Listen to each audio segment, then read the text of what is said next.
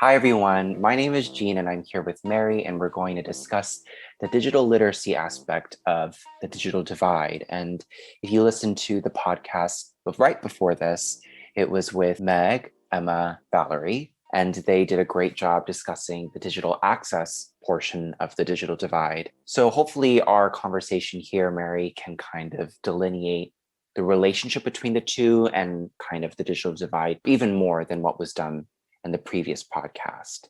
So, what is digital literacy? There are so many different understandings and definitions of digital literacy. The one that really comes forth to me is one that was discussed by quite a lot of the professors I've had before, and it's from the scholar with the last name Warshauer. And Warshauer says digital literacy can be understood as a set of social practices. And I think the most interesting part about that definition is it's related to access. To access literacy, you also need physical access to modes of digital technology. You also need digital access to software and computer languages. But not only that, Warshauer makes it really clear that you also need human resources for digital education and digital literacy. And you also need social resources, like you need digital communities and people who are willing to help you and navigate you through your digital literacy. So I think that kind of conceptualization and operationalization is not only important, but really informative for how we can think about the digital divide. What do you think, Mary? Yeah, and thank you, Jean, for that definition and sort of setting up the stage for what we're going to talk about. When listening to the previous episode about the digital divide in terms of access, like to be honest, for me, when I first thought about access, I always thought of it as just access to hardware and internet. Mm, Um, but like you said, and like what our other teammates have mentioned, it is more about like the ability to participate in these mediums. right. Um, and a lot of the divide, I guess, does have to do with what we call a participation gap. So a lot of the things that I've read is just the way and the different ways that people of different social economic classes, gender, class, I already said class, but and race, how they engage and how they learn with digital media and digital technologies in different ways. So it's really eye opening to see the disparity in that, and also how that sort of leads into inequalities beyond the school, if I'm making any sense. So, Yeah. the way that we learn and the way that we engage with digital technologies gives us a certain set of skills, I guess, and also the skills that we gain with learning about digital technologies and engaging with media as well. In a way, like it reproduces inequalities too in our society. I know I've read a book that talked about how a school that was mainly white and wealthy encouraged students to be creative and critically engage with the tools and the technologies that they had. And this is sort of like a skill that big tech companies really admire and they look for. Right. Whereas, working class students or students of more working class backgrounds, they're taught just basic skills and they're just taught to consume. They're taught that, really engaging with it in a critical way is not important for whatever they're going to do later in life. So I think that's really telling about the way that our society gets reproduced. Right. And I think another really interesting aspect or element of what you're talking about is once again, like other like social inequalities have a relationship or have a correlation with the digital disparities in literacy. And I know one of the readings that I had actually done by these two scholars, they talk about that in a little bit more detail. They talk about how age, gender, employment, education level, household composition, even like material resources like income or social resources like quantity and quality of support. These are all related to not only the unequal ownership and the disparities in devices and device access elements such as broadband connection and whatnot, but it ultimately leads to a disparity in digital literacy. And I think another really interesting aspect of that is internet attitude is considered to be sometimes like a separate element from all of these other quote unquote social inequalities. But I think internet attitudes, I don't know, this is just my experience, but internet attitudes really have a lot to do with, I think, age, gender, employment, education level. I don't think those two are necessarily disconnected.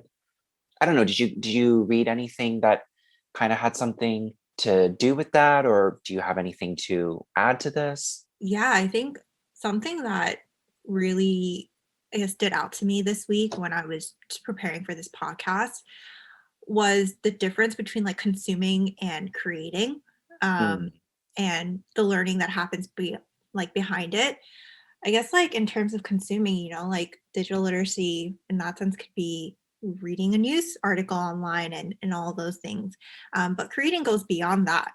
It really goes into engaging and critically thinking and analyzing what we've seen online, and also just like sharing our own thoughts, and creating our own. I think some of uh, the authors that I read talked about, like engaging in really niche communities. And this furthers their learning beyond what we learn in the classroom. And I think that's just um, something that's really interesting to think about and really important to think about.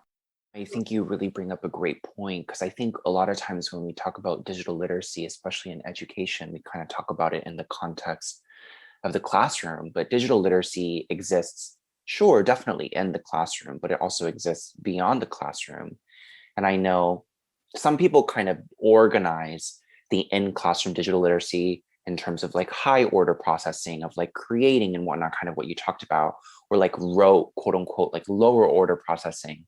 So that's really interesting, but also going even beyond that, I think oftentimes we kind of neglect the idea that students and families cultivate their own digital literacies based on their backgrounds. And those backgrounds also have an impact on the digital literacy that actually happens in the classroom. And another reading that I did was kind of talking about counter storytelling and how, deficit thinking for example, Black children and Black families in terms of digital literacy, those kinds of narratives are especially harmful, and not only harmful, but inaccurate because there are so many different kinds of access, digital literacy access, that really changes how students operate in the classroom, but also how students operate in general.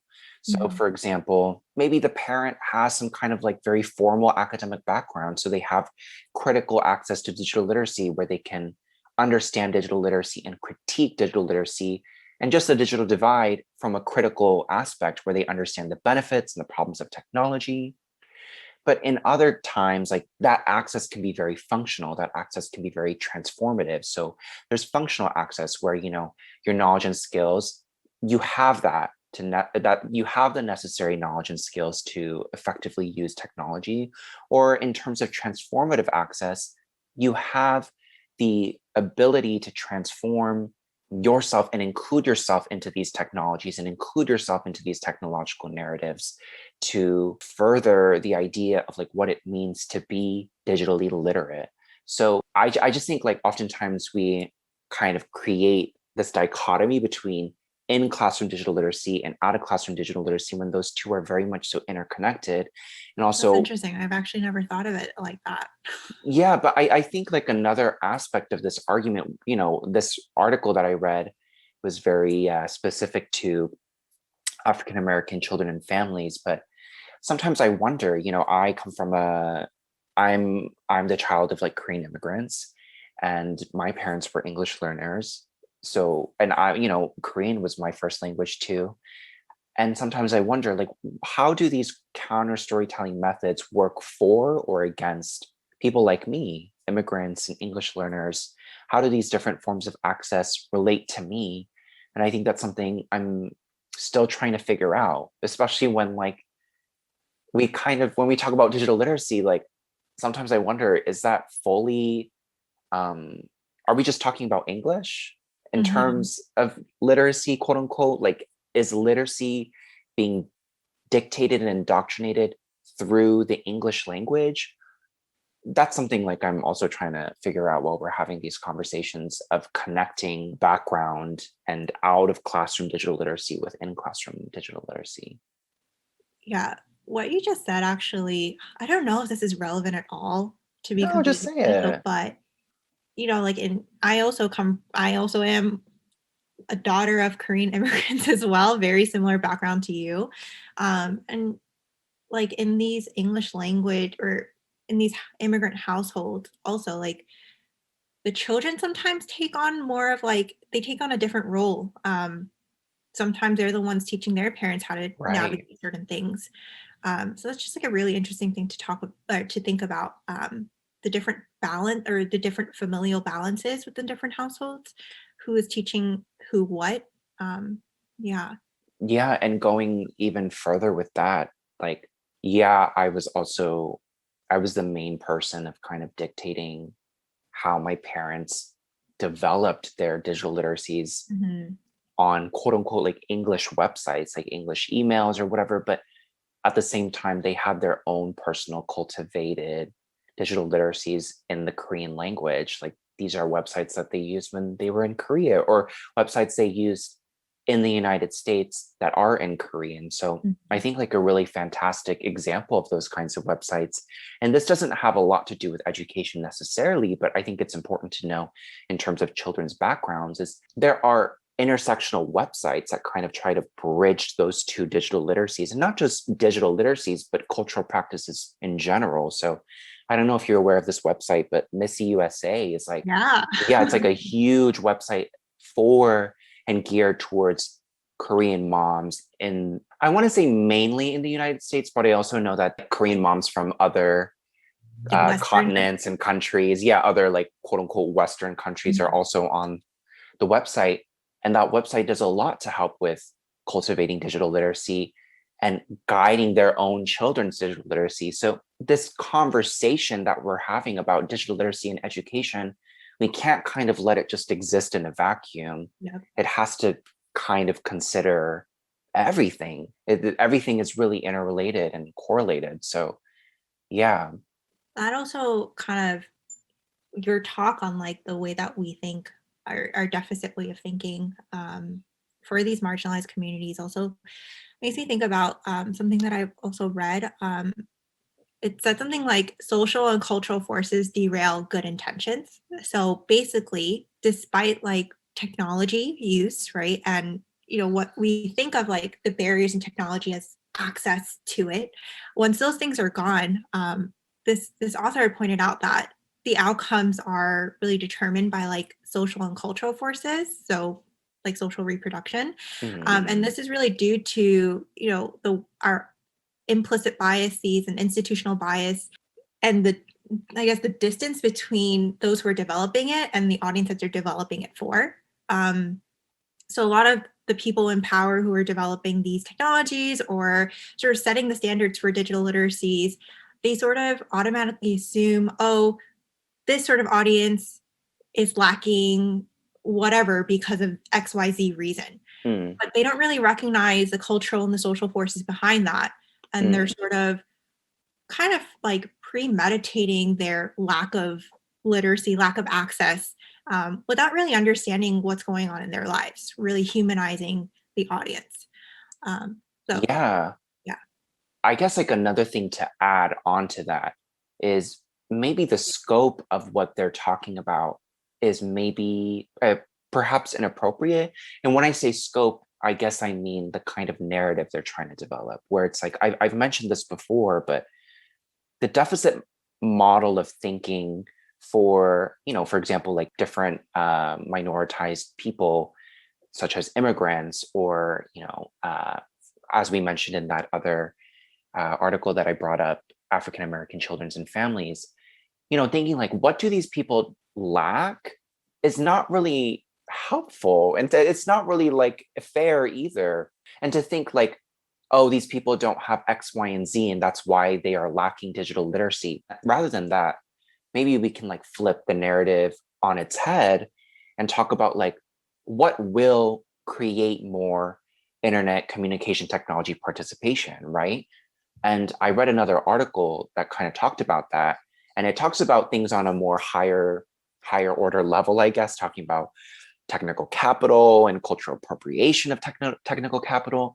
But to kind of talk about it in the most barest of bones, I guess. Why don't we sometimes think like, what kinds of cultural touch points are necessary to promote a more diverse set of beliefs that will help raise internet communication technology participation by underserved or underrepresented populations, such as immigrants or African American children and families.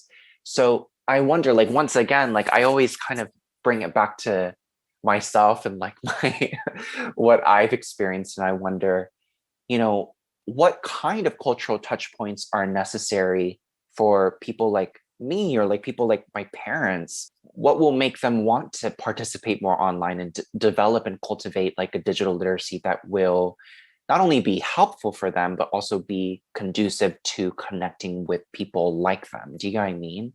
Mm. And sometimes I wonder, is that the creation of new websites? Or is that, I don't know, like I'm still trying to figure that out. But I guess the thing that I keep coming back to while reading all these articles about digital literacy is, yes, that scholar I brought up, Warshauer, who did so much incredible research on the digital divide, mentions digital literacy as a social set of practices. And I think that's really accurate in the sense that it's so nebulous. Yeah, and also just the fact that technology and media are changing so quickly every day. Um, Yeah. you know, if you learn something one year, it might be outdated the next. And also, like in one of my other classes, we talk a lot about digital inequalities, and something that was interesting that someone brought up in that class was, we kind of already subscribe to this idea that digital literacy is a good thing, right? Mm, It's necessary for everyone, and I guess like arguably we are becoming more dependent on technology these days, especially with COVID too. Like mm, there's no way we could have been doing this or conducting class without technology. right. But there's sort of like this utopian ideal of the digital world. Of But course. again, like Yeah. you said, who is that really for, right? Yeah. Like, does it really serve those who are underrepresented in our society today? And digital literacy and the need for digital practices and digital means, that within itself is the Mhm. advancement of certain ideals. And sometimes I wonder, like, are we forcing that onto people? I don't know. Like, I think that's a whole other conversation Yeah, we of can its go own. on for like so many more hours on this, and down many, many rabbit holes thinking about it and discussing it. Yeah, but I'm a little bit curious because, like, our podcast is about digital literacy in education, sure. And we kind of talked about how it's not just in education, it's everywhere. I want to know about maybe your personal experiences with digital literacy in education. And, did you always perceive it as like solely in education? Did you perceive it as more than that? Like, I want to know. I mean, if you're willing to share, I'm not going to Yeah. force you Um, to. sure, I'd be happy to share. Unlike Meg in our last podcast episode, she really talked about her experiences in the classroom with it, but I don't have any formal experience in the classroom. Um, the only things that, and I think I grew up in an age, I sound like I'm old, but I promise you I'm not. Um, but like I grew up in a time where technologies and digital literacies were just starting to integrate into our curriculum. Like I had computer lab growing up, so I learned how to type and all these things. I learned that Wikipedia was not a reliable source of information, Same, you yeah. know, which is controversial, but that's another topic that we Yeah. get into. Um, but, I don't think I really thought of that as like digital literacy per se. Like it wasn't until our podcast, if I'm being completely honest, that I had to really think about what digital literacy is, and how it is in education. I think the main purpose for like learning about these tools growing up is just to learn the basic skills, nothing more, not engage and not create. But yeah, like I wonder if that's a reflection of my background or my school's socioeconomic background of where like of not promoting that creativity in that sense. And I think also because we didn't know that much about technology, especially my parents as well, it was always sort of seen as like a necessary evil, I guess. Hmm. um, you need it to do your work, but Right. there are so many unknowns in this space that could potentially distract you and not help you further your learning or your success. I don't know if that made any sense. No, it does. And that's like exactly my experience and how like my parents framed digital literacy or just like online internet space, period. Like that's kind of how they always mentioned it. If you're going to use it for work, use it for work. But besides that, it's a space for distraction. But Mhm. actually, I think something I fundamentally was unaware of until I was a little bit older is it's actually also a space of harm. It's also a harmful space. It can be a very harmful space. And Mhm. um, like you said, I mean, I thought about this just a little bit earlier because I was a communications major in college, and this is a lot of what we talked about. But I really didn't think like, what is my digital literacy until I actually came into a classroom and came into a learning space where they kind of asked us to examine what we consumed, how much time we spent on X, like, you know what I mean? Like I didn't really think about it at all in that way, but when you kind of demarcate and compartmentalize certain aspects of the internet, it becomes very clear like, oh, this is me actually learning how my professor is really understanding digital literacy. Do you get what I mean? Like Mhm. when they are specifically demarcating sites as social networking or demarcating as like space for academic learning or whatever, even in education, not just in college, but even in elementary school when they're like, you can't go on YouTube because YouTube, you're going to play on YouTube, or like you can't play games. You go on these websites to learn. That demarcation within itself, I think, is a form of digital literacy teaching, Mhm. and for people like you and me, digital literacy learning.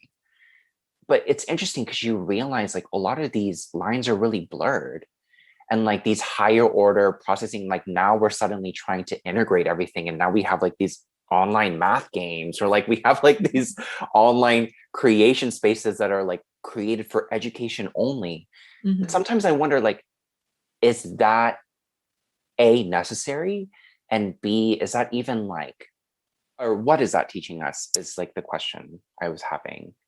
Do you um mean like the clear separation of these sites or the blurring of the sites? Both, like it's kind of like what we were talking about before, that demarcation and that like delineation, that line between like in classroom and out of classroom. I Mhm. wonder like how necessary is that, or like is that even helpful for kids? And I think something that I've always been interested in is internet as a space for exploration and creativity and like personal narrative and character building, which I think is especially not always available for students of color and like minoritized students. Like when we so clearly demarcate like what's for the classroom and what's not, are we really like stunting the kinds of character building and the kinds of really relevant digital literacy building, personal digital literacy building, that can be really helpful and necessary for students? So we talked about a whole bunch of different things and so many different topics during our small little podcast right here. Thank you all for joining our talk on digital literacy. Um, our next podcast is actually going to be our wrap up podcast for this project that we're doing, where we just talk about, the future of the digital divide or any future topics that we might want to talk about and explore further. So thank you guys again, and we'll see you in the next one.